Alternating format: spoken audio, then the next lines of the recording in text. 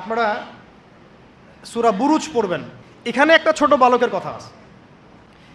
ওই বালককে মানে রাজা মানে জালেম শাসক রাজা সে জাদু শিখাচ্ছে আর কি শিখাচ্ছে? জাদু। এটা হারাম, একেবারে হারাম। জাদু শিখাচ্ছে, কিন্তু জাদু শিখতে আসার সময় সে আবার এক আল্লাহর ওলির দরবার দিয়ে আসে।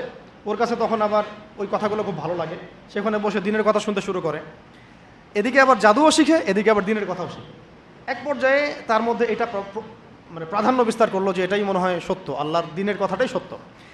একদিন রাস্তায় যাওয়ার সময় হঠাৎ একটা প্রাণী, মানে বিভৎস একটা প্রাণীর দেখা মিলছে, কেউ রাস্তা থেকে সরাইতে পারে না। তখন সে চিন্তা করলো যে আজকে আমি পরখ করে দেখবো যে এই জাদুঘরের এলেমটা বেশি কার্যকর নাকি আল্লাহর ওলির এলেমটা বেশি কার্যকর।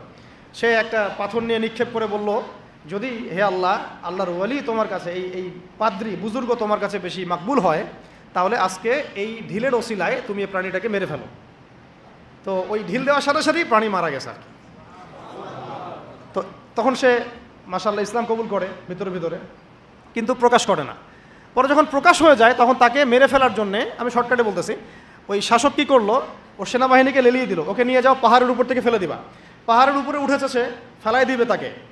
তখন সে একটা দোয়া পড়লো, আল্লাহুম্মা কফিনিহিম বিমা শি'তা। দোয়াটা শিখে নেবেন, আল্লাহুম্মা কফিনিহিম বিমা শি'তা।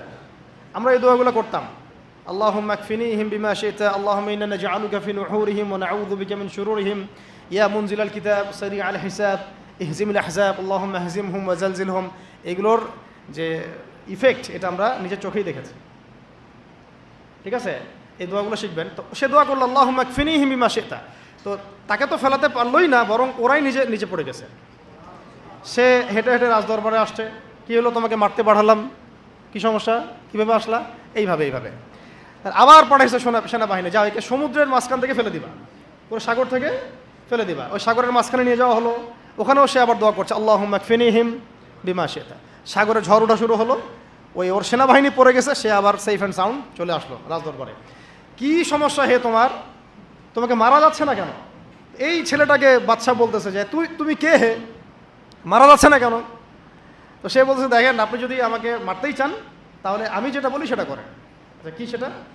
আপনি রাজ্যের সমস্ত মানুষকে জড়ো করেন, করে আমাকে খেজুর গাছের সাথে বেঁধে দিবেন, দিয়ে আমার ধনুক থেকে একটা তীর বের করবেন, তীরটা বের করে সবার সামনে এইভাবে নিশানা লাগায় বলবেন, বিসমিল্লাহি রব্বি হাযাল গোলাম।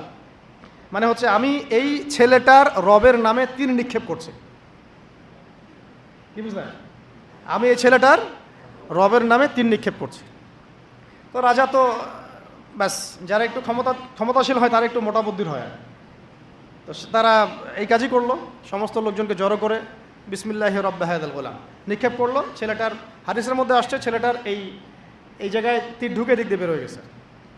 তো সে শহীদ হয়ে গেছে, আলহামদুলিল্লাহ।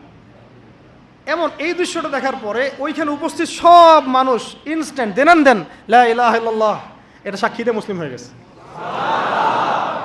তাহলে মহাকাব্য রচিত হলো। তো তখন এই রাজার তো মাথা খারাপ, আরে একজনকে নিয়ে পারি না এবার সবাই। তখন ওইখানেই গর্ত খোঁড়া হয়েছে, গর্ত খুঁড়ে সবাইকে আগুনের মধ্যে নিক্ষেপ করা হয়েছে। এই ঘটনার নাম আসহাবুল উখদুদ। আসহাবুল, সূরা বুরুজের মধ্যে পাবেন। মহাকাব্য রচিত হয় না?